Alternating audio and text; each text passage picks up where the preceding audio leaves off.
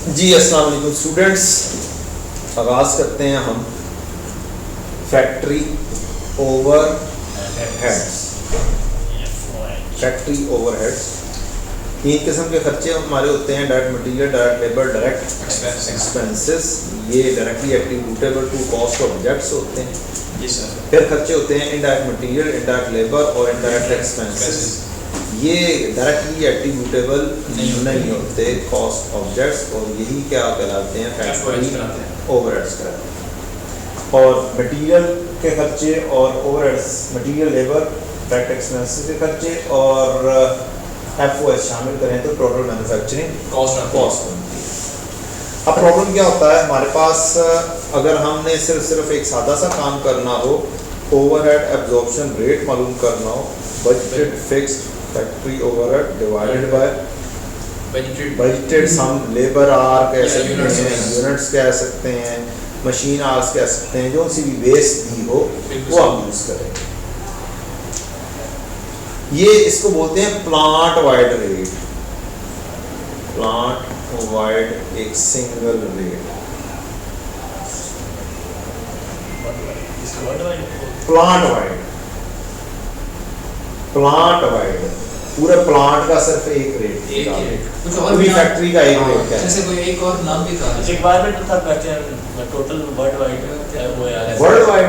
Yes sir, world wide तो कोई requirement नहीं है। वर्ल्ड वाइड को दुनिया का वो है डिपार्टमेंट वाइड, डिपार्टमेंट वाइज होता है, शायद ऐसा भी हुआ। डिपार्टमेंट वाइज होगा। तो ये plant wide a single rate of overhead absorption rate. अब ये वाली कहानी है, अगर तो एक सिंगल रेट चल रहा हो तो मसला कोई नहीं। अब अगर हमने जो खर्चे हैं इनको ज़रा सा मज़ीद बांटें, हर डिपार्टमेंट के खर्चे डिफरेंट हो सकते हैं। तो अगर ज़्यादा डिपार्टमेंट वाइज हम खर्चों को बांट लेंगे और फिर प्रोडक्ट का पार्ट बनाएंगे तो वो ज़्यादा एक्यूरेसी की तरफ जाएगी, एफिशिएंट वे आउट हो जाएगा। तो हम क्या करते हैं, हम कॉस्ट सेंटर कुछ डिपार्टमेंट्स फाइंड करते हैं जिनके अंदर दो किस्म के डिपार्टमेंट्स होते हैं: प्रोडक्शन के डिपार्टमेंट और सर्विस डिपार्टमेंट्स। ठीक, प्रोडक्शन के डिपार्टमेंट्स और सर्विस डिपार्टमेंट्स, दो किस्म के डिपार्टमेंट्स हम आइडेंटिफाई कर लेते हैं।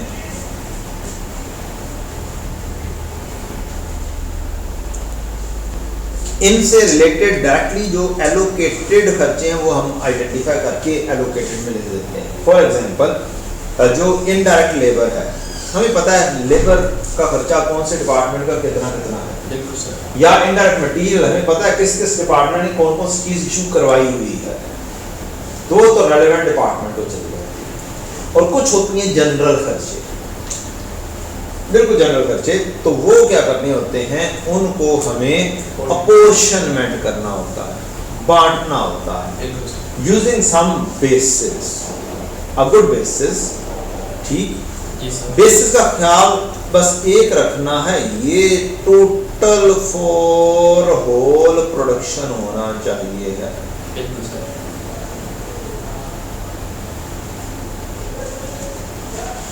It should be in the total. It shouldn't be per unit. ठीक, total for whole production, total for whole production होना चाहिए। सूटेबल का पर यूनिट तो फिर एक यूनिट ये सब का सूटेबल बेसिस, सूटेबल नहीं है, इट्स अ सूटेबल। शूट नहीं करना, इसको बोली बात करें। तो फिर क्या होगा, सारे खर्चे अपोर्शन होके इनमें बांटे जाएंगे, प्रोडक्शन में और सर्विस में। फिर उससे अगले स्टेप में आता है कि जी अब आपको सर्विस डिपार्टमेंट्स को खाली करना है और सर्विस डिपार्टमेंट के खर्चों को भी ट्रांसफर करना है टूवर्ड्स आ प्रोडक्शन डिपार्टमेंट। और फिर अल्टीमेटली हमारी आउटकम आएगी कि सारे खर्चे कहाँ पे आ जाएंगे, मुख्तलिफ डिपार्टमेंट्स में आ जाएंगे। प्रोडक्शन डिपार्टमेंट्स है all cost of service departments, सारे शिफ्ट होंगे प्रोडक्शन में। फिर हम प्रोडक्शन डिपार्टमेंट्स का एक एब्जॉर्प्शन रेट निकाल लेंगे, suitable basis obviously. Yes sir. कुछ डिपार्टमेंट्स होंगे जो मशीन इंटेंसिव होंगे, कुछ लेबर कुछ होंगे लेबर इंटेंसिव। तो ज़्यादातर बेसिस जो डिपार्टमेंट लेबर की है वो या लेबर आवर्स होते हैं या मशीन मशीन आवर्स होते हैं। ऐसे अगर मशीन इंटेंसिव होगा तो मशीन आवर्स, अगर लेबर इंटेंसिव होगा तो Labor labour our suitable basis होगी, उसकी बेसिस पे आर्ली रेट निकालना है। आदमी है। और फिर जब हमने प्रोडक्ट का पार्ट बनाना होता है तो हम देखते हैं एक प्रोडक्ट के ऊपर कितने घंटे लगे हैं और उसके हिसाब से कितना आर्ली रेट है, वो एफओएच पे अब्जॉर्ब हो जाते हैं उस प्रोडक्ट में। ले जी, कुछ departments cutting, assembly, matching, knitting, mixing, finishing, ये प्रोडक्शन डिपार्टमेंट है। Quality control, store inspection, purchasing department, machine medical dispensary, maintenance, cafeteria, ये जो है सर्विस डिपार्टमेंट्स के मुख्तलिफ एग्जांपल हैं। ये मैंने वही वाली बात लिखी है जो मैंने पहले लिखी थी। ये तो बिल्कुल ही बच्चों वाला सवाल है। Yes sir. ऐसे ही बिल्कुल बच्चों वाला सवाल है। बच्चों वाला सवाल बड़ी स्पीड में डिस्कस होगा। क्या होगा? मीन्स इंशाल्लाह 5 मिनट के अंदर हम इसको डिस्कस करके क्या करेंगे, साइडलाइन करेंगे। इसमें से सीखने वाली चीज सीखेंगे, वो रिवीजन करेंगे इंशाल्लाह। जो सीखने वाली रिवीजन करने वाली चीज है वो रिवीजन करेंगे इंशाल्लाह। तो वो इक्वेशन जो बनाते हैं, ये ऐसी क्वेश्चन बनाएंगे ना हम इसमें से। वो जरा उसका सिखा जी, दो। उसका वो भूल जाता है, वो इसमें से बनाएंगे इंशाल्लाह, सीखेंगे हम। इसने तो रिपीटली से पूछा हुआ है, लेकिन हम उससे करेंगे। हम उसकी क्वेश्चन आगे कर लेते हैं, करेंगे सवाल कर लेते हैं। करते ही उसी से। ठीक है जी। एक ही सवाल के अंदर दोनों काम हो जाएंगे। जो मेजर काम है वो हमारा यहाँ से सॉल्व हो जाता है। Yes sir. रिपीटेड डिस्ट्रीब्यूशन की बात कर देते हैं और इक्वेशन बना के सेम आंसर इंशाल्लाह मैच कर देते हैं। इंशाल्लाह। डन हो गया? Yes, sir. चलें जी। बड़ा रिसेंट आया, 7 मार्क्स का आया, मुफ्ते के मार्क्स थे। यस 7 में से 6 मार्क्स भी लेना बेवकूफ़ी है। 7 में से 7 मार्क्स ही मिलने चाहिए इस सवाल पे। इधर भी ना शुक्रिया। सॉरी ना, 6 भी आ जाए तो अच्छी बात है। हाँ, अब से तो ना शुक्रिया नहीं करनी, जितने आ जाए उतनी अच्छी बात है। Should be more than 3.5। Yes level 3.5 से लेवल 3.5 से ज़्यादा है हर क्वेश्चन में इंशाल्लाह। इंशाल्लाह। आगे टारगेट रखें और जितना इसका ड्यू टाइम है उतने टाइम में ख़त्म करें यस तो पेपर आराम से पास होगा। इंशाल्लाह। सिवाय चंद एक क्वेश्चंस के अंदर जिसके अंदर आप थोड़ा सा ज़्यादा टाइम दे सकते हैं। इस तरह के कुछ सवालों में थोड़ा सा कम टाइम के अंदर भी काम कर सकते हैं। क्या क्वेश्चन का डाटा ऐसा है जिसको 1000 में कन्वर्ट किया जा सके? मजीद नो सर। डाटा ऐसा नहीं। हमारे पास डिपार्टमेंट से 2 प्रोडक्शन, 2 सर्विस डिपार्टमेंट। सर इसमें टोटल का कॉलम मास्टर होता है अगर जी बेटा, टोटल का कॉलम नहीं मस्त नहीं होता, कित कर सकते हैं मतलब ना करे तो अच्छी बात है। यस अब आपने सवाल पूछा है कि टोटल का कॉलम मस्त होता है, मैंने कहा नहीं मस्त नहीं होता। ये करना। आपने कहा कि जी फिर क्या करें, मैंने कहा कर लें तो ज़्यादा बेहतर है। क्योंकि जब आपने लिखा होता है ना काम, आप बार बार क्वेश्चन पेपर के ऊपर नहीं भाग रहे होते। उससे बहुत बेहतर है कि आप अपने आंसर स्क्रिप्ट में ही लिख लो और वहां पर ही काम कर लो। ले जी, direct factory overheads rupees in 1000, उसने पहले 1000 में कन्वर्ट करके दिया। मजीद अगर हम काम करने की कोशिश करेंगे तो मजीद काम गड़बड़ होगी। डिपार्टमेंट ए दोनों प्रोडक्शन डिपार्टमेंट्स हैं, सर्विस डिपार्टमेंट 2 हैं। मशीन आवर्स दे दिए हैं, सिर्फ इन 2 डिपार्टमेंट में मशीन आवर्स हैं। फ्लोर एरिया दे दिया, बेसिस ऑफ एलोकेशन खर्चे दे दिए, बेसिस ऑफ एलोकेशन बता दिया है। डिपार्टमेंट एक्स कैसे कैसे बांटता है, डिपार्टमेंट वाई कैसे कैसे सर्विसेज दे रहा है। In addition to direct overheads there are common overheads of production and service departments which around 253 मिलियन। जी सर। अब जो डायरेक्टली खर्चे हैं जैसे इंडायरेक्ट लेबर है या कोई और खर्चे हैं तो वो तो डायरेक्टली हमने एलोकेट कर दी। बिल्कुल सर। ठीक। अपॉर्शनमेंट की कहानी उसने लंबी चौड़ी कहानी दी नहीं, उसने कहा कि जी बस 53 मिलियन के हैं जिनको अपॉर्शन कर। बिल्कुल सर। अब अपॉर्शन करने के लिए यूजिंग सम सूटेबल बेसिस है, वो बेसिस ढूंढनी है। तो बेसिस आपने देखनी शुरू की तो बेसिस आपको सिर्फ क्या नजर आ रही है, एक मशीन आ रही है, क्लोरी आ रहा है। मशीन तो उसने क्या बोला है, प्रोडक्शन एंड सर्विस। तो सर्विस डिपार्टमेंट में तो चीज कौन सी है, सिर्फ फ्लोर एरिया की कहानी है। बिल्कुल सर। ये तो सिर्फ इसके लिए है। तो इसका मतलब है बेसिस सूटेबल बेसिस कौन सी हुई, Floor area। Floor area basis. कोई खर्चे का नाम नहीं बताया हुआ, अगर खर्चे का नाम बताया होता तो हम कोई और सूटेबल बेसिस की जजमेंट करते। अब यहाँ पर एक ही चीज से जजमेंट थी कि प्रोडक्शन एंड सर्विस डिपार्टमेंट के खर्चे हैं कॉमन 53 मिलियन के, तो प्रोडक्शन एंड सर्विस डिपार्टमेंट में एक ही चीज आ रही है जो ये है या फिर दूसरी चीज ये है, इन दोनों में से कोई एक बेसिस चूज करना पड़ेगी। तो बेहतर यही है एलोकेटेड ना चूज करें, क्या करें फ्लोर एरिया चूज करें। ऐसे अब आपने फ्लोर एरिया की बेसिस पर बांटना है 53 मिलियन को, यानी कि 53,000 को। यस 20,000 में डाटा है। तो पहला स्टेप हम ये करते हैं कि खर्चे बांटते हैं। Direct factory overheads A B X and Y, total लिखना है लिखें, नहीं लिखना ना लिखें, भाई बच्चे ने पूछा, ये आपने डायरेक्टली लिख दिए।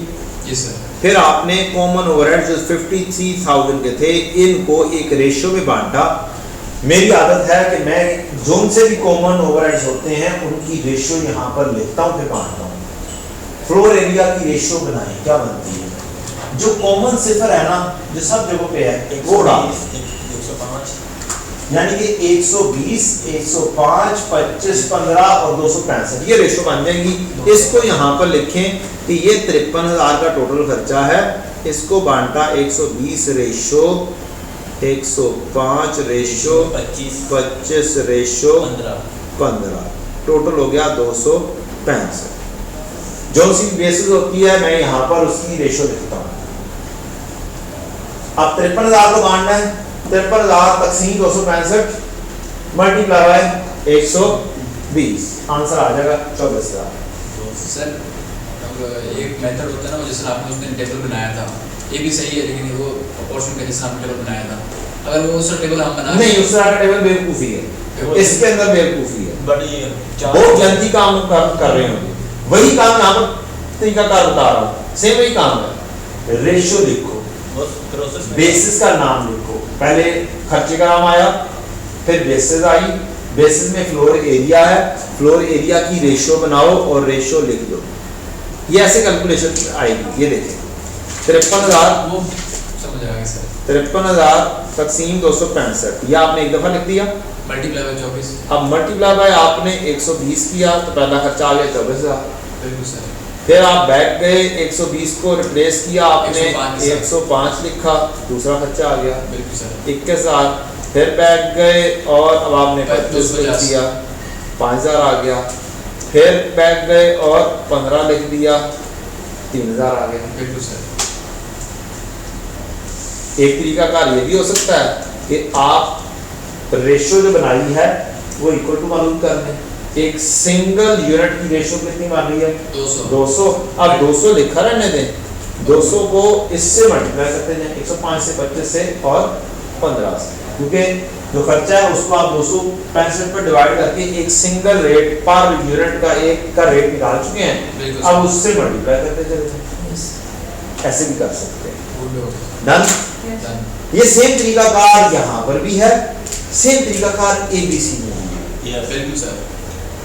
एक ही तरीका कार है, आपकी एबीसी कॉस्टिंग हो या एफओएस हो, दोनों का तरीका कार भी सेम है, बेसिस के नेम चेंज बिल्कुल सर। एंड नथिंग एल्स, और कोई भी चेंज नहीं। ले जी, तो आपके खर्चे बांट के बन गए ये वाले, और आपने टोटल लगा दिया एफओएच कितने कितने बनते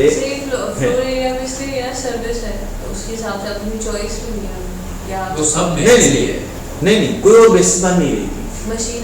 मशीन आर तो बेसिस बनती नहीं है, क्योंकि उसके अंदर सिर्फ प्रोडक्शन में नहीं है, यहाँ पे सर्विस में भी लेके जाना है, तो यहाँ पर तो आर्स है ही नहीं। तो मैंने कहा दो बेसिस बन सकती हैं, या डायरेक्ट फैक्ट्री ओवरहेड की बेसिस पे बांध दो इस क्वेश्चन में, या फिर फ्लोर एरिया की तौर पे बांध दो। तो ये तो पहले से एलोकेटेड है, अगर इसी बेसिस पे बांधना होता तो वो खुद कर देता। अब ये वाली बेसिस एक ही दी है उसने, मीज बताने की जरूरत भी महसूस नहीं की है उसने, और फिर बनती ही है और कोई रखती नहीं है। एक ही खर्चा बांटना है और एक ही बेस दी हुई है, कॉमन सेंस। ठीक है, एक ही चीज दी हुई है तो फिर वही वाली चीज के ऊपर बांटना। अब कहानी है, उसने कहा है हमें कि compute the factory overhead rate for the production departments based on machine hours using the repeated distribution उसमें बेस खुद ही बता देते। हाँ, उससे अगली कहानी है Yes, sir. कि प्रोडक्शन डिपार्टमेंट को मशीन आस इसी में ये के बता ऊपर देते रेट हैं। निकालो। हाँ, ये भी है कि आपने ये तो अल्टीमेटली प्रोडक्शन डिपार्टमेंट के लिए ये रखे हुए हैं। बिल्कुल सर। तो प्रोडक्शन डिपार्टमेंट तो मशीन और भी ऊपर। तो अब ये आएंगे सारे कच्चे इसमें आएंगे तो फिर उनको इससे डिवाइड करके रेट निकाल देंगे। बिल्कुल सर। अच्छा, अब रिपीटेड डिस्ट्रीब्यूशन की कहानी क्या होती है? 2 मिनट जस्ट बात कर दूं। खर्चे ये 35 का 23 का ट्रांसफर करना है अल्टीमेटली किसमें? प्रोडक्शन अब आप जो सा मर्जी डिपार्टमेंट पहले ले लें, यहाँ पर बेसिस लिखी हुई है एक्स। अब आप एक्स को बांट रहे हैं तो एक्स का 50%, 40%, 0 और 10, ये वाला कहानी है। ठीक, yes. आप सबसे पहला काम क्या करेंगे, यहाँ पर ब्रैकेट में ये 35 को लिख देंगे, यहाँ पर x लिखेंगे, यहाँ पर वही वाली रेशो लिख देंगे 50 रेशो 40 रेशो 10 लिख दें या 10 लिख दें। एक्स की जीरो। ठीक है, x की जगह पर 0 आ गया, उसमें से तो निकाल रहे हैं, खाली 10 लिख दें तो प्रॉब्लम नहीं है। अब 35 तकसीम 100 किया मल्टीप्लाई बाय 50 किया 17,500 आ गया। 35 तकसीम 100 किया मल्टीप्लाई बाय 40 किया तो 14,000 और 35 का सर डायरेक्ट अगर 0.5 और इस तरह करते जाए जी हो सकता है, उसी तरह ये डायरेक्टली भी हो सकता है, जो परसेंटेज दी हो 35,000 को 0.5 से 35,000 क्योंकि परसेंटेज दी हुई है, बिल्कुल सर। वी कैन डू 0.5 से मल्टीप्लाई करें तो आंसर आएगा, बैक जाएंगे 0.4 से मल्टीप्लाई करेंगे तो आंसर आएगा, और 0.1 से करेंगे तो आंसर आएगा। ये आपने लिख दिया। अब पहले स्टेप हो गया, अभी लाइन लगाना जरूरी है, लाइन लगाएंगे तो ज़्यादा अच्छा सवाल होगा। ये 23 जब आप एक दफा लाइन लगाएं, बाद में तो चलता जाएगा। ये 23 जमा 3,500 ये इकट्ठे हो जाएंगे। अब इसको उड़ाना है 26,500, बस ये स्टेप है, ये टोटल लगाने की जरूरत निश्ता, ये एक इजाफी स्टेप आई है आपका, हमने नहीं लगाना, हमें जस्ट देखना है कितना हुआ है 26,500, तो हमें यहाँ से 26,500 उड़ा देना ऐसे ही है। और फिर यहाँ पर जाना है तो दूसरे की रेशो देखनी है 45, 40 और 15। 45, 40 और 15 में ये y को बांट देना है 45, 40, 15, 0, ऐसे ही है। ये रेशो है, परसेंटेज है 26,500 0.45 11,925 11,925 40 पे 10,600 फिर 10,600 फिर 3935। फिर ये टोटल हम किया हुआ है हमारे एग्जामिनर ने, मैंने इसका सोल्यूशन चूंकि तैयार नहीं किया था खुद, इसी का पूछ रहा था सर, टोटल जो बनाना नहीं टोटल नहीं, जरूरत ही नहीं होती, टोटल बनाना बेवकूफ़ी है, Yes, sir. यही पूछ रहा था। टाइम वेस्ट है, नहीं बनाना है टोटल, सवाल ही नहीं पैदा होता, क्यों बनाना है? अब खर्चा आ गया 39,75, अब जल्दी इसको खत्म करना है, ये खत्म होगा, ये टोटल नहीं करना।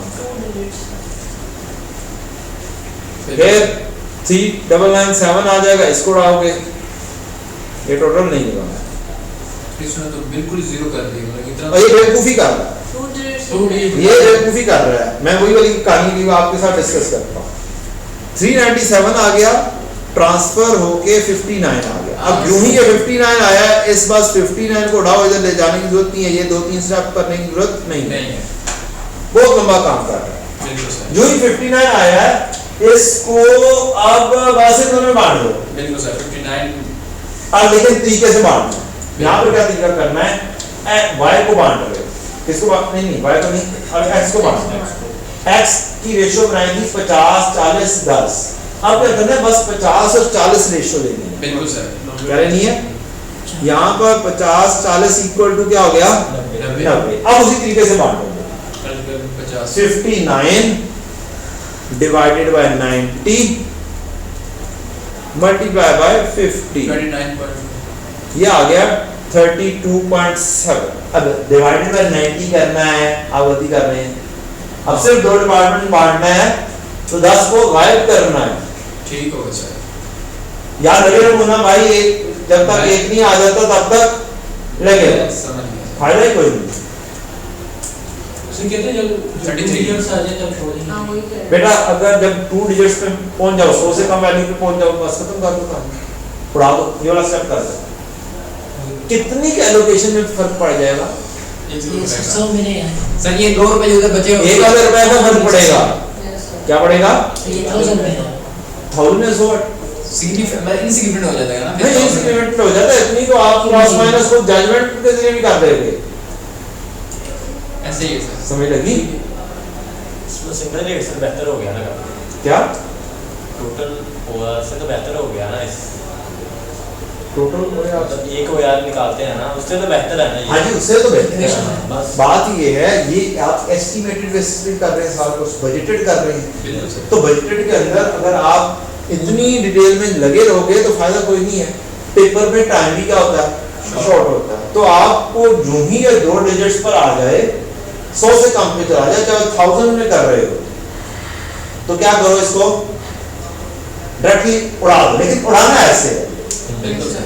50 से 40, अब 10 को मैंने गायब कर दिया, ये वाला 10 नहीं उठाया, समझ आ गई तो सर। इसका मतलब है टोटल कितना हो गया, 90। उन 59 डिवाइडेड बाय 90 मल्टीप्लाई बाय 50 कितनी वैल्यू बनी?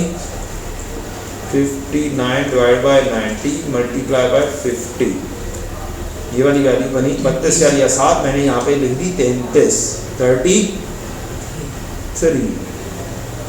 और दूसरे की आ जाएगी 59 डिवाइडेड बाय 90 मल्टीप्लाई बाय 40 26, ये आ जाएगी 26। अब टोटल लगा दें। अब आप क्या करेंगे, यहाँ पे टोटल लगा देंगे ठीक हो गया। और ये टोटल यकीन मानने इसके बराबर ही आ जाएगा तकरीबन 1 आधे रुपए के फर्क के साथ शायद। यस, क्योंकि वो मतलब मगर 6 रह गए हैं। उसमें 6 रह गए हैं, 6 में भी अल्टीमेटली 3 उसमें 3 2 1 कर दिया, फिर 1 को नहीं खत्म कर रहा, पता नहीं 1 का राउंडिंग ऑफ उड़ाई कर डिफरेंस मैंने दिया, ऐसे नहीं है सर, पागल ऐसे नहीं है। 1000 है सर।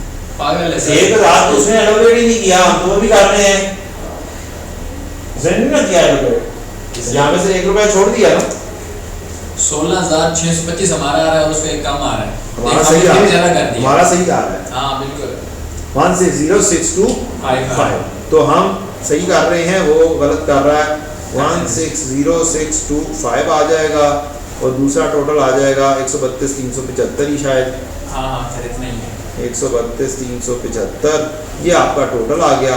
यही टोटल आया तो आपने डिवाइडेड बाय मशीन आवर्स लिखना है, इसको बोलते हैं ए, इसको बोलते हैं B, A divided by B, ये आपका FOH पर मशीन आर आ गया। अब ये 84.99 आंसर आया हुआ है, आप इसे 85 बोल दो, ये 77.41 ही रहने दो। 77 ही बोल दो। नहीं इतना फर्क नहीं देखना। 41 होगा आ जाएगा। सर ऊपर को 1000 में ठीक है, चलो ठीक है, कह रहे हो ठीक है। अब ये देखें, ये स्टार लगा के क्या बोला हुआ है?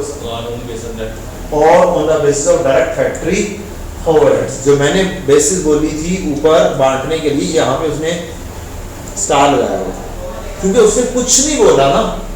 तो आपकी ये दोनों बेसिस जो मैं बोल रहा था, इन दोनों बेसिस में से किसी एक के ऊपर बढ़ सकता वो सर बोलता भी नहीं है, वो खुद बता है। नहीं तो अब इस सवाल के अंदर तो कहानी कोई ऐसा हिंट भी नहीं ना था। बिल्कुल भाई रेंट को अगर बांटना है तो उसकी बेसिस बनती है फ्लोर एरिया, बिल्कुल सर। ठीक है। आपके आर्स हैं, वो क्या नाम है, साइलेंट प्लीज, आपके किलोवाट आवर्स हैं, तो आपको नजर आ रहा है कि यार ये इलेक्ट्रिसिटी या पावर की बेसिस किलोवाट आवर्स हैं। बिल्कुल सर। अब यहाँ पर तो कॉमन क्वेश्चन बोला है, तो कॉमन को इन दोनों में से किसी एक बेसिस पर ही बांट सकते थे। तो अगर किसी ने इस बेसिस पे बांट दिया होता उसको भी मार्क्स मिलने थे, अगर इस बेसिस पे बांट दिया होता तो उसको भी मार्क्स मिलते। ये तो हो गया ना, इसमें मिस्टेक है। बात क्लियर हो गई थी? Yes sir. अब कहानी आती है इक्वेशन। यहीं पर इसी सवाल को किस मेथड से करें, इक्वेशन से। तो इक्वेशन भी आ जाएगी कि कैसे करनी है। वो सवाल पर सर दिखाया है सर उसे। हां जैसे ना से नहीं बनाते इक्वेशन, क्योंकि वो हाँ पहले खर्चे कहाँ पर आ चुके हुए हैं, प्रोडक्शन ये खर्चे पूरे के पूरे ये वाले आ गए हैं। जनरल बड़ा डिपेंड हो चुके हैं, हाँ जी, एलोकेशन के बाद फिर लगेगी। क्या, नहीं सर, क्वेश्चन तो ऊपर से बना लेंगे। ओ सॉरी, ये डायरेक्ट फैक्ट्री ओवरहेड्स और ये कॉमन ओवरहेड्स यहाँ पर आपकी क्वेश्चन है। यहाँ से आगे डिस्ट्रीब्यूशन शुरू हुई है ना, तो यहाँ पर इक्वेशन लगेगी। इक्वेशन का तरीका कार क्या है, इक्वेशन का तरीका कार बहुत सिंपल है। इक्वेशन बनानी है आपने, x की बनानी है और y की बनानी है। इसमें आना है अपना खर्चा बिल्कुल सर, प्लस दूसरे शेयर ऑफ वाई। अदर। अब x का अपना खर्चा है 35,000 35,000 और y का अपना खर्चा है 23,000। आपने ये दोनों चीजें अपनी अपनी लिख दी। अपना खर्चा 35,000 और 23,000। अब शेयर ऑफ अदर ये कैसे उठाना है, असल में मसला बच्चे को ये कहाँ से आता है, आपने जाना है सवाल में ये जो x बांटा जा रहा है ना, अब ऐसे पढ़ना है इससे। आप x को बांट रहा हूँ, 50% किसको जाना है, A को, 40% किसको जाना है, B को, B को, और 10% किसको जाना है, Y को। Y को। इसका मतलब है 10% ऑफ x जाना है किसको, y को। तो y की इक्वेशन में x का हिस्सा फेंक दो। यस सर, 0.10 x आ जाएगा। समझ लो, बात किसको रहे, x। 50% of x go to A, 40% of x go to B and 10% of x go to Y। y। इसका मतलब है y में जाके लिखोगे 10% of x, 0.1 x। यह इसका सही तरीका बनाना है। बिल्कुल सर, दोबारा से आप जाओगे, अब y को पढ़ो। 45% of y go to A, 40% of y go to B, 15% of y go to x। तो 50% of y go to x, x को जा रहा है 0.15 y। ये हो गया। इससे क्लास स्टेप है, क्वाड्रेटिक इक्वेशन वो दूसरी है। कैलकुलेटर पे जाना है आपने, मोड में जाना है। 5 नंबर पे इक्वेशन है और एक है और पहले नंबर पे जरा सा देखें कैसे लिखा हुआ है, x plus y equal to constant. इस फॉर्म में अपनी इक्वेशन को क्या करना है, कन्वर्ट करना। बिल्कुल सर, कन्वर्ट करके फिर लिखना है। जी सर, तो ना घबराएं, इस इक्वेशन को रीअरेंज कर दें जी सर, और फिर लिखें इसमें ताकि गलती ना हो। बिल्कुल sir. x plus minus Y is equal to constant की फॉर्म में ले आए। आप कहें x और y, तो ये आपके आ गए दूसरी साइड पर। ये वाली साइड आपने ये लिखी, जी सर, ये x लिखा गया, ये y लिखा गया, और ये साइड पे कांस्टेंट आने हैं, जी सर, 35,000 और 23,000। ये वाली चीज उठ के दूसरी साइड पे जानी है। माइनस में हो जाएगा, ये वाली 0.15 प्लस है, इधर क्या आ जाएगा, माइनस हो जाएगा, माइनस हो जाएगा, माइनस 0.15 y। y। बिल्कुल सर, और ये प्लस में दूसरी साइड में जाके माइनस में हो जाएगा, माइनस 0.1 x। x। बिल्कुल सर, ये बन गई। अब आपने कैलकुलेटर पिक करना है, 1 दबाना है और इसके अंदर लिखना शुरू करना है। x के साथ है 1 equal to plus minus 0.5 minus 0.15 equal to constant है 35,000 इक्वल टू, फिर माइनस 0.1 है इक्वल टू 1 है इक्वल टू 23,000 आ जाएगा इक्वल टू, फिर equal to yes sir, 39,036। x की वैल्यू आ गई 39,036 और y की वैल्यू आ गई 26,904 26,903 या 904, 26,904। अब आपने ये वाली वैल्यूज को उड़ा देना है उसकी रेशो में। ये हम कर लेते हैं। x और y के खर्चे आए थे ये 129, 106, 35 और 23 A B X Y x y इनके एलोकेटेड एंड अपोर्शन खर्चे थे कितने कितने 129 से 106, 1,29,000, 1,06,000, 35,000 23,000 और 23,000। बिल्कुल अब x को उड़ाना है और y को उड़ाना है। x आया है 39,036, x को उड़ाओ 39,036 से और y को उड़ाओ 26,904, 26,904 से। बिल्कुल सर। ठीक, अब आओगे x की रेशो देखोगे x कैसे कैसे बांटा जा रहा है 50, 40 एंड 10। Yes sir. ये बांटा जाएगा 50, 40 एंड 10 और ये बांटा जाएगा 45, 40 और 15। 39,036 को करेंगे 39,004, 10% इधर आएगा। 15,614। अब इसके अंदर बस क्या करना है आपने, बाकी है 10%। इसको 39,004 करें, चेक करके पूरा हो गया। यस बस इसमें डाल देना, बाकी क्या है 39,036 का आधा, 39,036 का 50%। 19,518 मोड में जाएंगे, दोबारा से 1 बोलेंगे 39,036 तकसीम 2 19,518। मैंने तकसीम 2 इस वजह से किया 50% है। और आगे आ रहा है 15,614 15,614 15,614 गया या कहानी खत्म। 26,904 को 45, 40 और 15 इस तरह ही आएगा। 26,904। अब जरा गौर से देखें 12 into 0.15 40, 36, 40 35 है, ये 6 है, यहाँ पे 40 36 करूंगा तो ये सारा जीरो हो जाएगा। बराबर हो जाएगा। तो यहाँ पर बस ख्याल रखेंगे बाकी की खैर है 1 आधे रुपए। बिल्कुल सर।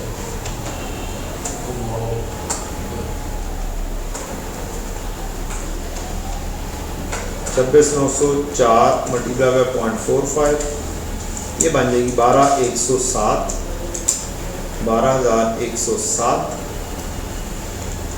और 40% हो जाएगा 10,762। लेंगे आप टोटल लगाएं और चेक कर लें कि क्या हो रहा है। ये ऊपर वाले से ही मैच हो जाएगा रफली 160, 625, 132, 376। ठीक हो गया सर। डन। ये 61 कर दें तो ये 375 हो जाएगा। मैं कहता हूँ FOH की क्या हो गई कहानी खत्म। कहानी इक्वेशन भी गई। FOH का बाद में रेट निकालना हो तो जो सी भी बेसिस होगी उस बेसिस के ऊपर बांटेंगे। इंशाल्लाह इक्वेशन भी हो गई, डिविडेंड डिस्ट्रीब्यूशन भी हो गया। अब चलते हैं ABC पे। अब अगर उससे पिछला सवाल देखें ये तो स्प्रिंग 23 का, तो ये भी एक आसान सवाल था। इसके अंदर ये एलोकेटेड थे बिल्कुल सर। और ये कॉमन खर्चे थे। बिल्कुल सर। ये फ्यूल एंड पहले इलेक्ट्रिसिटी जानी चाहिए। सर फ्यूल एंड इलेक्ट्रिसिटी ये मशीन और पे जानी चाहिए। नहीं क्वेश्चन के अंदर देखेंगे ना। मशीन और होगा सर। और तो कोई चीज समझ नहीं लग रही है। रॉ मटेरियल कॉस्ट है, लेबर आ रहा है, मशीन आज है। मशीन और पे जाएगा ये मशीन आज में क्यों जाएगा? सर इलेक्ट्रिसिटी है ना। ये एरिया पे जाएगा, यस जीरास में नहीं जाएगा क्योंकि फ्यूल एंड इलेक्ट्रिसिटी में सारी फैक्ट्री में इलेक्ट्रिसिटी यूज होती है। क्या सर्विस प्लांट में इलेक्ट्रिसिटी यूज तो होती है? ये सारे उसमें होंगे। हाँ, सब में नहीं, सब में बांटा जाएगा, एरिया पे जाएगा। ये जोर से देख के सर करना है। अगर मशीनर किया तो क्या होगा? सर अभी जिस थोड़ा सा नंबर काटेगा सर जैसे अभी आपने हल्का सा बेस गलत चूज कर रहे हैं तो ऊपर हल्का सा नंबर काटेगा। अच्छा देखिए सर अगर फ्यूल है ना तो एरिया के ऊपर तो किस तरह बेटा क्यों नहीं हो सकता? फ्यूल एरिया के ऊपर सर साथ खाली फ्यूल नहीं लिखा एंड इलेक्ट्रिसिटी भी लिखा। इलेक्ट्रिसिटी भी तो देखें सर अगर हम चल वो ठीक है लेकिन मैं जो ठीक है सर ठीक है अगर सवाल के अंदर पावर फ्यूल एंड पावर लिखा होता एंड इलेक्ट्रिसिटी अलग से दिया होता क्या होता? एक होता फ्यूल एंड पावर, एक होता इलेक्ट्रिसिटी, दोनों चीजें दी होती हैं। तो fuel and power normally kilowatt hours per बांटी जाती है। ठीक, एक ही सवाल में दो बेसिस आ गई तो अगली इलेक्ट्रिसिटी पूरी फैक्ट्री में यूज होती है तो ये फिर फ्लोर एरिया के ऊपर जाती है अगर गिवन हो तो। सर डिप्रिसिएशन का क्या होगा? डेप्रिसिएशन देखते हैं क्या होगा, आगे करते हैं ना, आगे जाके डिस्कस करते हैं। एसी कंडीशनर एंड लाइटिंग किस बेसिस पे बांटा जाए? ये भी सर एरिया के ऊपर होगा फिर ये भी एरिया के ऊपर ही होगा, ये भी इसकी बेसिस इस वक्त इस क्वेश्चन में एरिया ही ज्यादा बन रही है। बिल्कुल सर ठीक है, यस सर। फॉर एग्जांपल अगर फॉर जैसे मैंने अभी ब्रेड मशीन और कर दिया था तो कोई बहुत लंबी चौड़ी कहानी फर्क नहीं पड़ेगी। बिल्कुल सर तो आप कहेंगे कि पता नहीं सवाल का टेस्ट में से रहेगा, ऐसा कुछ नहीं होगा। लाइटिंग वाला तो समझ आ जाता है एरिया पे कर सकते हैं लेकिन वो थोड़ा इलेक्ट्रिसिटी की बेसिस के ऊपर एरिया चूज किया, अदरवाइज आप खाली फ्यूल लिखा होता तो मशीन आज की बेसिस पे उड़ा देता, ठीक हो या खाली पावर लिखा होता तो मैं मशीन आज की बेसिस पे उड़ा देता। ठीक हो सिर्फ इलेक्ट्रिसिटी की वजह से। डेप्रिसिएशन एंड इंश्योरेंस मशीन्स हैं, मशीन सर क्या ये मशीन आज बांटी जानी चाहिए? बिल्कुल। Yes, इसका लॉजिक बनती है क्या? मशीन आज और बिल्डिंग का area depreciation and insurance building किस पे बांटी जानी चाहिए? एरिया के ऊपर। एरिया पे बांटी जानी चाहिए। अदर इंश्योरेंस भी एरिया अदर इंश्योरेंस ये सब एरिया में क्या हुआ है अब लॉजिक एक मशीन अगर की इंश्योरेंस हुई, मशीन आज की बेसिस पे पड़ गई, ठीक। बिल्डिंग की इंश्योरेंस थी एरिया के ऊपर एरिया पे। अब पीछे फैक्ट्री में रह गया चीज, इन्वेंटरी एक इन्वेंट्री वगैरह रह गई है बिल्कुल सर जिसकी इंश्योरेंस बाकी है, वो या फिर कैश वगैरह की रहती होगी कि कैश आउट ना हो जाए, कोई चोरी ना कर ले, ठीक। तो मेन चीज क्या है? इन्वेंटरी इन्वेंट्री है। तो इन्वेंट्री फिर रॉ मटेरियल की कॉस्ट हुई है, इसकी बेसिस के ऊपर बांट दोगे। सर फ्यूल और इलेक्ट्रिसिटी को मशीन वाज फिर वही रहा है। पहले वाले सोए थे नहीं ये तो वैसे ही किया हमने। बेटा बात ये है, मैं वही कह रहा हूँ, अगर आप बांट भी देते हो, मैंने एक लॉजिक के तहत आपको बोला कि अगर मुझे क्वेश्चन में दो चीजें मिलती अलग अलग करके, मुझे फ्यूल एंड पावर लिखा हुआ मिलता और इलेक्ट्रिसिटी अलग मिलती, तो मैं इलेक्ट्रिसिटी को बांटता किस बेसिस पर? एरिया पर बेसिस पर, और फ्यूल एंड पावर को बांटता किस बेसिस पर? या मशीनरी की बेसिस पर या फिर किलोवाट आवर्स की बेसिस पर, ठीक। अब क्वेश्चन में एक ही चीज दी है, फ्यूल भी बोल दिया और साथ क्या बोल दिया? इलेक्ट्रिसिटी भी बोल दिया। अब इलेक्ट्रिसिटी पूरी फैक्ट्री में यूज होती है बेटा, ये तो नहीं होगा कि सर्विस डिपार्टमेंट में यूज ही नहीं होनी इलेक्ट्रिसिटी, क्या होगा? नहीं होगा ना। तो फिर ज्यादा अच्छी बेसिस कौन सी हुई? मशीन आज, या ज्यादा अच्छी बेसिस एरिया हुई? इस लॉजिक के तहत मैंने एरिया चूज किया। बात क्लियर होगी? रट्टा लगाएंगे ना तब काम करेंगे, जजमेंट है, कभी कोई अगर कोई रट्टा लगा के बैठा होगा इलेक्ट्रिसिटी या फ्यूल जाने किलोवाट आवर क्वेश्चन में मौजूद ही नहीं है, फिर तो आप कहेंगे बांटा ही नहीं जा सकता। बांटना है हम सूटेबल बेसिस पर। अदर इंश्योरेंस की लॉजिक मैंने बता दी, मटेरियल की कॉस्ट के ऊपर बांट देंगे, बाकी रही कुछ जब ये बांटा जाएगा तो फिर वही खर्चे का आप बन जाएंगे एलोकेटेड एंड अपोर्शन। वाला उसके बाद उसमें इक्वेशन ये दी हुई है, ये चीज बन सके, इक्वेशन की कहानी दी हुई है, ये सर। और एक जो अच्छी कहानी दी हुई है वो ये डिफरेंट दी हुई है, ये जरा डिफरेंट कहानी इसमें दी। Equivalent units in process, under process equivalent units opening, under process equivalent units closing, and units transfer to Finished finished। अब अगर आप Account अकाउंट बना दो कि Yes, आप WIP का अकाउंट बना रहे हो, एक BD है, Yes, एक CD है, एक फिनिश गुड को ट्रांसफर है, तो इसका मतलब है जो बैलेंसिंग निकलेगा वो क्या निकलेगा? प्रोड्यूस। फिर वो प्रोड्यूस मुकम्मल तौर पे प्रोड्यूस निकलेगा, ठीक है।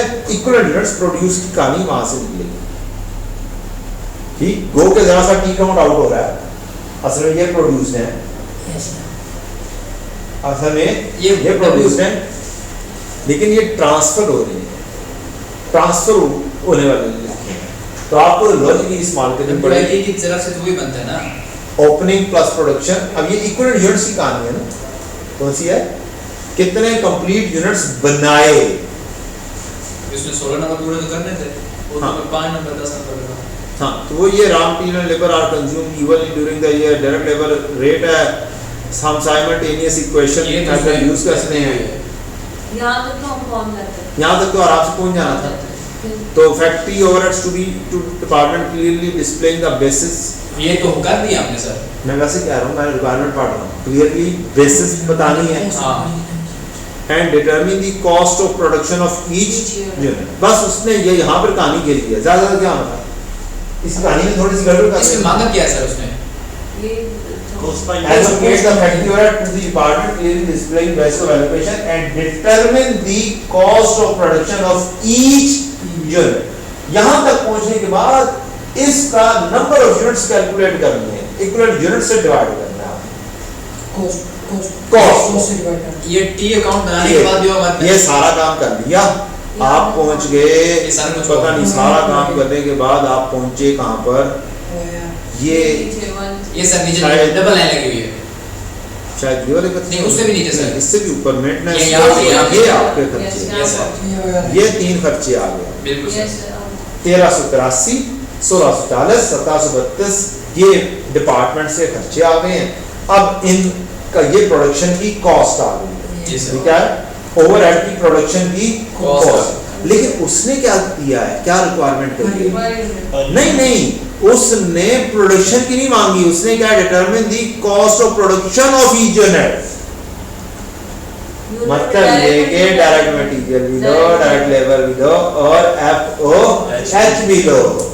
स्टूडेंट ने गलती यही की होगी वहां पर बैठे हुए, उसने FOH भी बस कंसीडर कर दिया। ऊपर दिया हुआ है। क्या डायरेक्ट मटेरियल की कॉस्ट ऊपर है? जी सर। ये सारी ले ली। ये पिक की आपने मटेरियल की कॉस्ट। Yes, sir. क्या यहाँ पर डायरेक्ट लेबर 300 रुपए पर घंटा दिया हुआ है, तो यहाँ पे लेबर आवर्स हैं 200, इसको 300 से मल्टीप्लाई करेंगे हर एक को, बिल्कुल सर। लेबर की कॉस्ट आ जाएगी। FOH अभी आपने डिपार्टमेंटल मालूम किया है, तीनों को जमा करेंगे, फिर क्या आ जाएगी?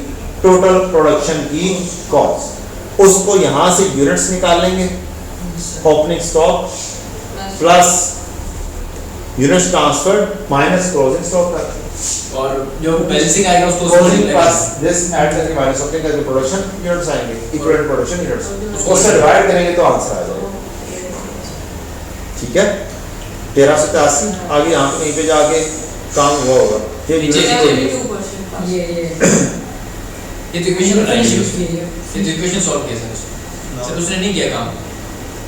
मैंने कॉपी पेस्ट ये किया हुआ है ना, हाँ ऊपर ये किया हुआ है। ये रॉ मटेरियल आ गया, ये लेबर आ गया, ये फैक्ट्री ओवरहेड ऊपर से आ गई, ये खर्चे टोटल प्रोडक्शन कॉस्ट आ गई, ये यूनिट्स कैलकुलेट किए, ये सर। कॉस्ट पर यूनिट आ गई। मतलब कि वो उसने 16 नंबर दिए तो उसने 2-3 नंबर उसने फंसाए हुए हैं हर सवाल में ना, वो चाहता है कि बस ऑब्वियस, बिल्कुल सर। It's obvious. पर सवाल तो सवाल आना हुआ कि मुझे कुछ फंसाए भी ना। सारे का सारा सवाल सॉल्व होता नहीं फिर भी चलो थोड़ा बहुत उतना दिमाग लड़ाया तो समझ आ जाती है। रिक्वायरमेंट उसने कॉस्ट ऑफ प्रोडक्शन और पर यूनिट पूछा था ना उसने, थोड़ा बहुत। बात यही है कि हम अगर इसके एग्जामिनर कमेंट्स पढ़ेंगे ना, तो मैंने कहा कि बच्चों ने क्या मिस किया होगा, ये कैलकुलेशन नहीं की होंगी, FOH के ऊपर ही पर यूनिट निकाल दिया होगा यहाँ पर। माशाल्लाह से 72% बच्चे पास हो गए। ये आसान क्वेश्चन था, that was a very easy question among the other insurance costs was allocated on incorrect basis. Incorrect equation were used for apportioning। वही वाला मसला बच्चों का है कि इक्वेशन बनानी नहीं आ रही, जैसे आपको भी हो रहा था यार इक्वेशन की कहानी, बच्चों को इक्वेशन नहीं आ रही। Cost of raw material and direct labour were ignored when calculating production cost of, so it's a common among majority of students जो गौर से ना पढ़ना। Opening and closing units in process were incorrectly accounted for in computing the units produced during the month। तो common error वही वाले हैं। बिल्कुल sir. अब शुरू करते हैं हम ABC। क्या कहें इसमें? ABC छोड़, अब ABC करते हैं। नहीं ये वाला काम हो गया, इक्वेशन बनाना मैंने सिखा दी, एलोकेशन आ गई, ओवरहेड्स आ गया, मेजर यही काम है, 2 3 4 सवाल करें और बात को ठाठा की आवाज के साथ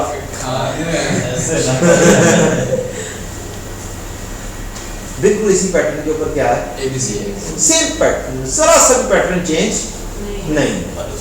ये 2 चैप्टर रखी ऐसे थोड़ा बच्चे को असल में कॉन्फिडेंस मिल जाए, खुशी देने के लिए, बिल्कुल खुशी देने के लिए। कोर्स में 2 चैप्टर अब ये बोल देते ना कॉस्ट जो FOH के अंदर बेसिस थी, यहाँ पर भी उसी तरह से बेसिस है, बेसिस यहाँ पर है कॉस्ट ड्राइवर।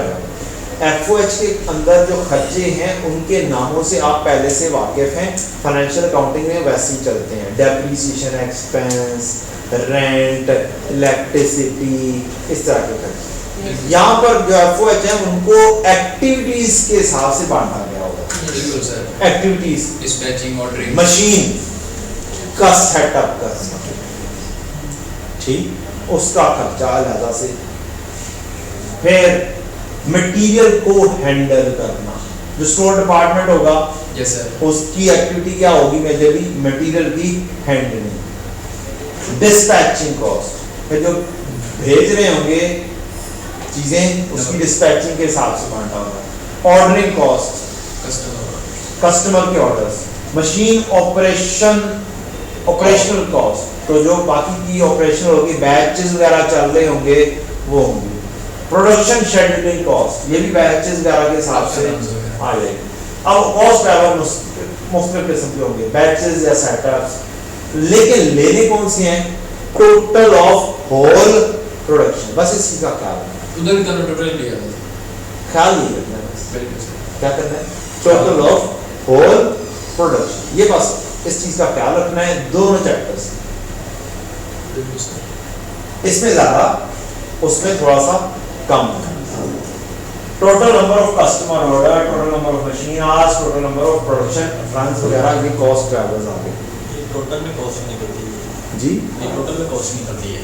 टोटल में कॉस्ट नहीं, जो बेसिस है वो टोटल में, cost driver is the basis, equal to basis, जो उधर बेसिस थी, cost driver is the base of cost for, base for cost allocation,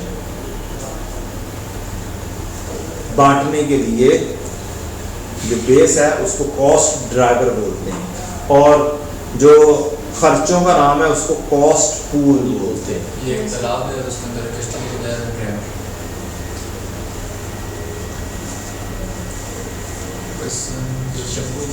बता यार कोई क्या मुश्किल सा question.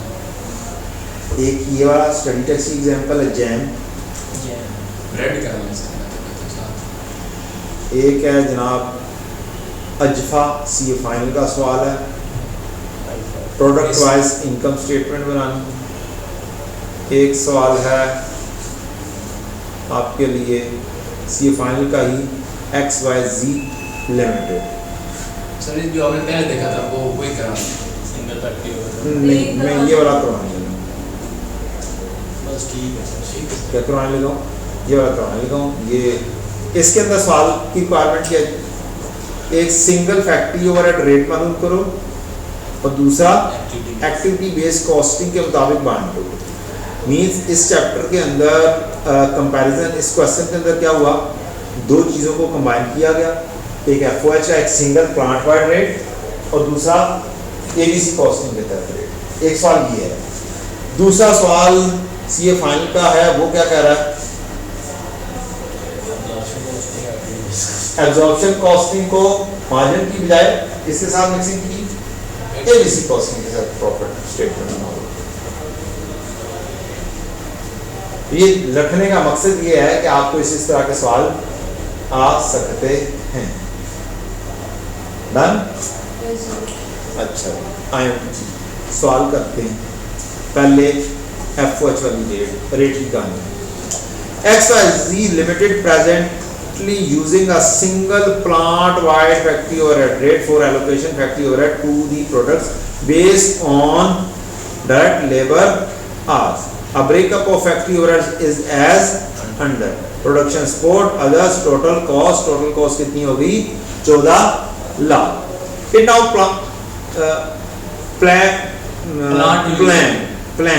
plan to use activity based costing to determine cost of its product.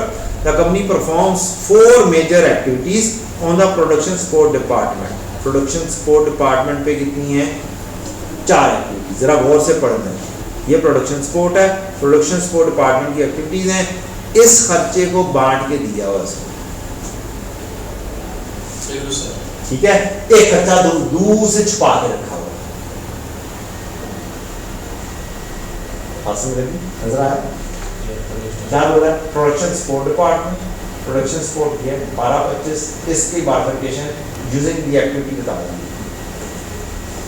Planning department has gathered the relevant information which gives below. Production in units, क्या ये total है? Yes. Direct labor hours ये क्या है? ये total नहीं है। Total कैसे बनेगा? मल्टीप्लाई इससे मल्टीप्लाई करेंगे तो टोटल बन जाएगा, ठीक। अब ये चीज batch sizes, units, batches size है। You need total number of batches for whole production.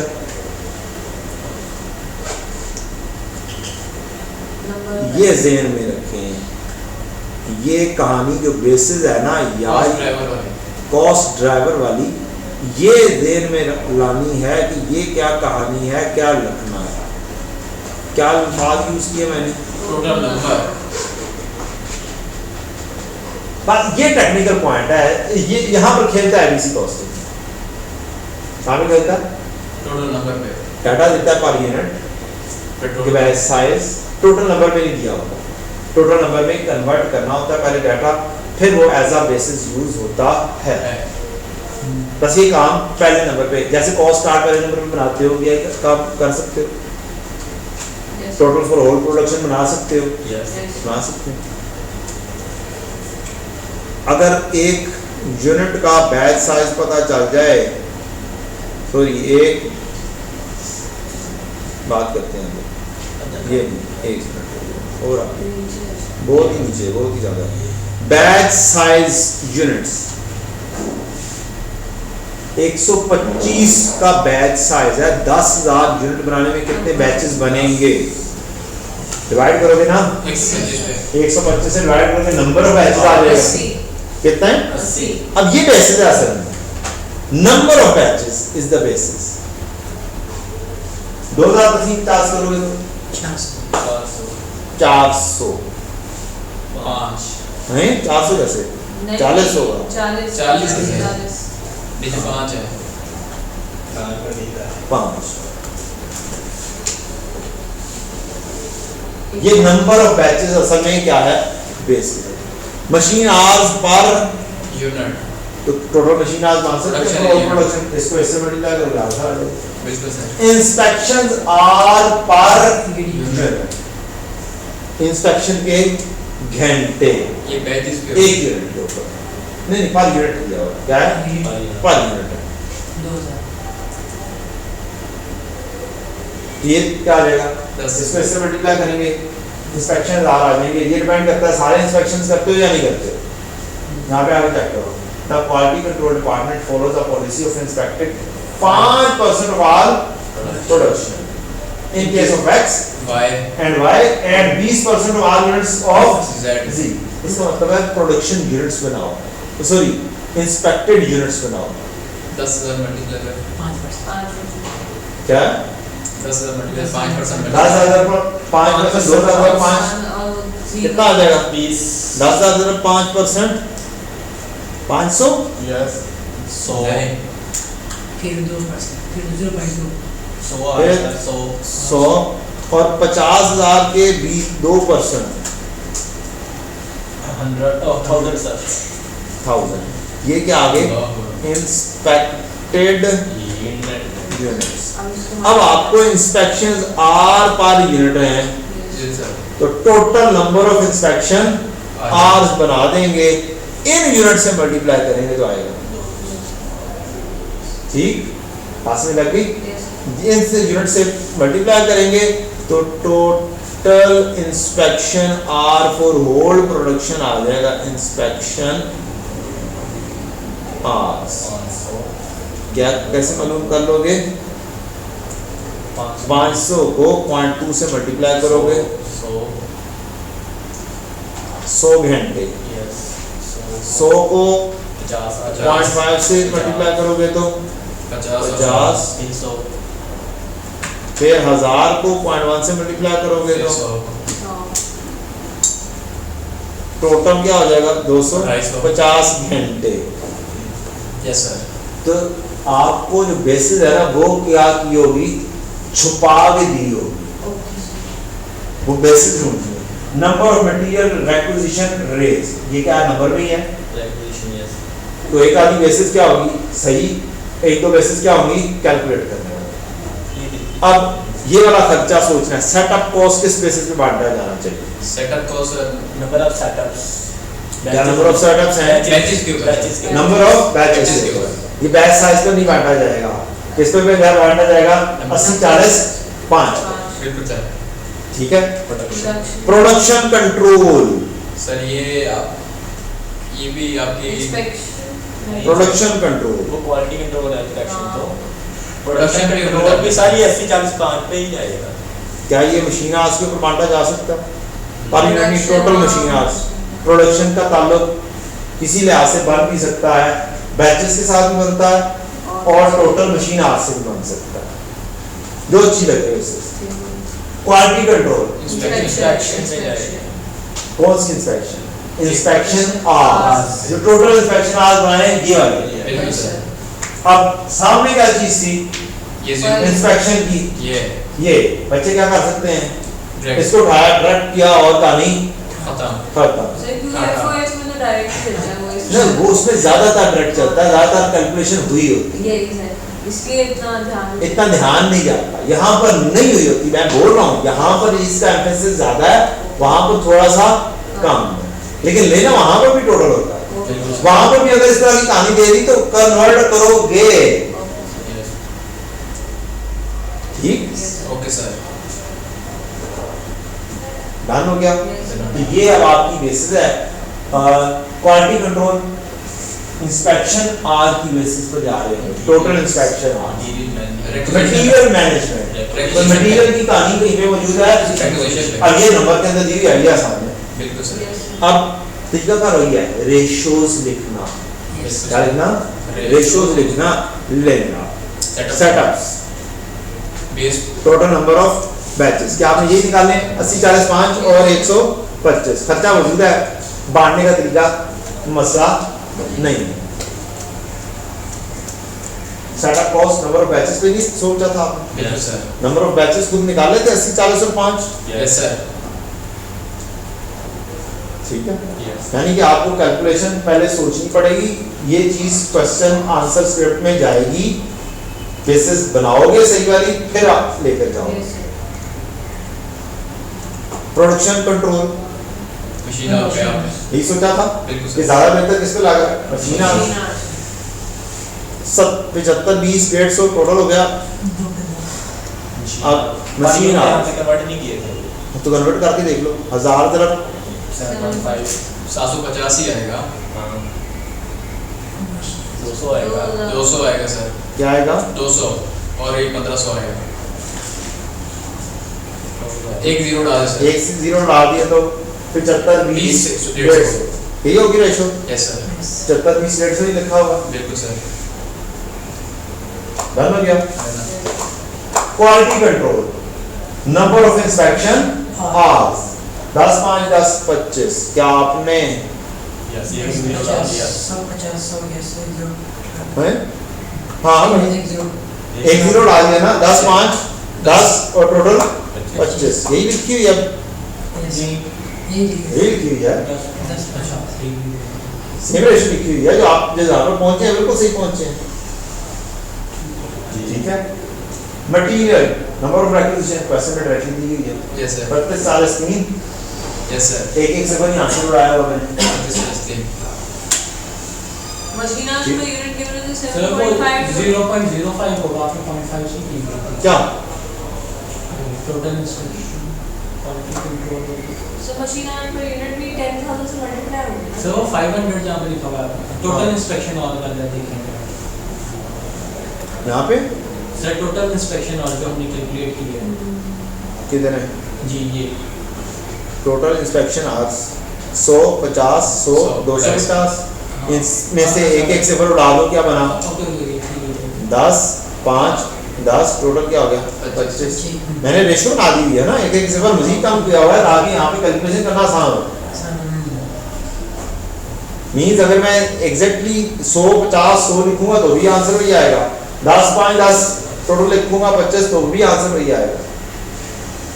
तो एक बेस लिख दी, उसकी फिर रेशियो लिख दी, ठीक। फिर क्या किया, उसकी रेशियो बना कर लिख दी।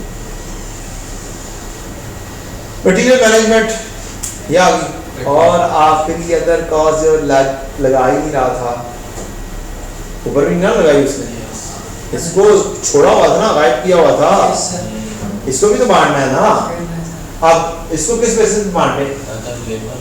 तो दोनों सी बेसिस पसंद आती है, ये वाली बेसिस यूज नहीं हुई। yes sir लेबर आज यूज कहीं पे भी नहीं है, तो इसका मतलब है कि वो चाहता है कि इसको भी कहीं पे यूज करो, कर लेते हैं, कन्वर्ट कर लो 250। 250। ये भी सब अपने एक्टिविटी बेस बता दी है, ये दूसरी नहीं है, इसमें 10,000 प्रोडक्शन के लिए multiply में 2.5 यस, मल्टीप्लाई का 2.5 3 से करना है कितना हो गया? 25,000 25,000, 100 बटन पे जाना है। 10,000, 2.8 into 50,000, 5 गुना 50, 1,40,000। 1,40,000। अब रेशियो क्या बनी? 25, 100, 140, 25, 10, 14। 10 नहीं 25, हाँ, 100 25, 10। और 140 10 होगा 1 लाख है यार, ये 10,000 है। नहीं 10,000 हाँ 25, 10 और 140, 175 total 25, 10 और 140। yes sir सवाल खत्म। क्या सर? अब इधर तो लिख लोगे, ये असल में कहानी क्या थी? टोटल ऑफ होल प्रोडक्शन, इस चीज का ख्याल रखना है और टोटल नंबर का ख्याल रखना है। बस ये दो चीजों का ख्याल रखें, ये कोई मुश्किल काम नहीं है। टोटल उसने ऊपर से टारगेट देने जरा दिया और बस। और उसने रिक्वायरमेंट कहा था determine the effective overhead cost per unit. Production कितनी है? 10,000, उसमें divide 2,000 करनी है। और 50,000। इससे क्या कर दोगे? डिवाइड कर दोगे, total FOH cost per unit आ जाएगी। ठीक हो गया? यस। ये आपका rate per plant wide rate department wide rate एक ही चीज है, सिंगल नहीं, प्लांट वाइड रेट है पूरी फैक्ट्री का एक रेट, वो अब मैं सबको इकट्ठा कर वो सारे गद्दों को और इकट्ठा। साल के नंबर ऑफ यूनिट्स इकट्ठा कर दो ये 14 लाख को किया और फिर और नंबर ऑफ यूनिट्स टोटल को निकाला, लेकिन आज की बेसिस पर है ना। हाँ। टोटल लेबर आज टोटल कितने मानने हैं? 25,000 जमा 10,000 जमा 40, 150, 75, 1,75,000 लेबर आज मानना। और ये हो गया प्लांट वाइड। ये प्लांट वाइड के लिए 14 लाख को तकसीम कर दिया आपने 1,75,000 से, तो ये प्लांट वाइड रेट आ जाएगा। पता नहीं मैंने नहीं निकाला हुआ शायद, नहीं और फैक्ट्री मैंने में सिर्फ- एक होता है। हाँ मैंने शायद एक्टिविटी बेस्ड कॉस्टिंग सिर्फ निकाली हुई है। यस, वो सिंगल एक बार फैक्टर नहीं निकाला ना। ये ए पार्ट निकाला हुआ OAR पर लेबर आ 14,40,000 तकसीम 1,75,000 लेबर आवर्स 40 8.2 8.228 इसका से एक दो नंबर होंगे, पर लेबर आवर। दो नंबर दो नंबर है इसके। ये भी बड़े कीमती होते हैं। 4850 में बस 2 मार्क्स ही कर देता है। बस मार्क्स ना आए, यही दुआ होती है। नहीं हाँ, हाँ, जल्दी मार्क्स आ अगर जाए। आ गए तो समझो, क्योंकि पास का जब मैसेज से पास होता है, मार्क्स आ गए तो समझो। फिर डायरेक्टली हाँ ये मार्क्स लिखे हुए नजर ना आए। ये कहें मार्क्स लिखे हुए नजर ना आए, तो मार्क्स आएंगे तो पास हो गया। बस हमें ये बोलते रहे हमारे कितने मार्क्स आए हैं, बस ये। उल्टा सोच रहा है। चले सर, फिर मैं कहता हूँ 5 से 5 मिनट की ब्रेक लेते हैं सर, और फिर 6:30 तक प्रोसेस सर कहते हैं मानिया और बहुत बस बढ़िया ये है। फॉर्मेट पढ़ लेते हैं, उसकी इंसीलेशन पढ़ी गई, कल प्रोसेस वगैरह सब ये भी ठीक है सर, बहुत 2 मिनट लगेंगे सिर्फ फॉर्मेट पढ़ने। अगर सर मार्जिन अभी कर लें उसके तो लिए वैसे भी इंसीलेशन के लिए इसकी दोनों रिकंसिलिएशन फॉर्मेट तो की है, just you need a Format। Format. मैं कहता हूँ प्लान और फिर खत्म करते हैं आज रोक के, कल प्रोसेस स्टार्ट। कल प्रोसेस कल कल वो तो जाने ही जाना है, वो तो कल प्रोसेस के ऊपर तो जाने ही जाना है। तो इसका मतलब है कल प्रोसेस और इन्वेंटरी वैल्यूएशन दो चीजें। सर 5 मिनट ब्रेक दे दें सर, मैं कहता हूँ। चलो 5 मिनट की ब्रेक लेने। जल्दी खत्म होगा तो जल्दी जाएंगे। भाई तू चले जा, हमने पढ़ना है। नहीं, मैं ये कह रहा हूँ कि इसको भी इसका करूँगा, ये इधर चले जाएंगे, इसको इधर करूँगा, वो आगे वो तो आएगा। इतना आसान है फॉर्मेट। सर थोड़ा बहुत है ना, आप सर, बता अब आप 5 मिनट की ब्रेक ले लें आप, नो प्रॉब्लम, से है ना, समझ आएगा यार। No problem. वो यार ये बिल्कुल इसको थोड़ा पीछे रख के आता हूँ।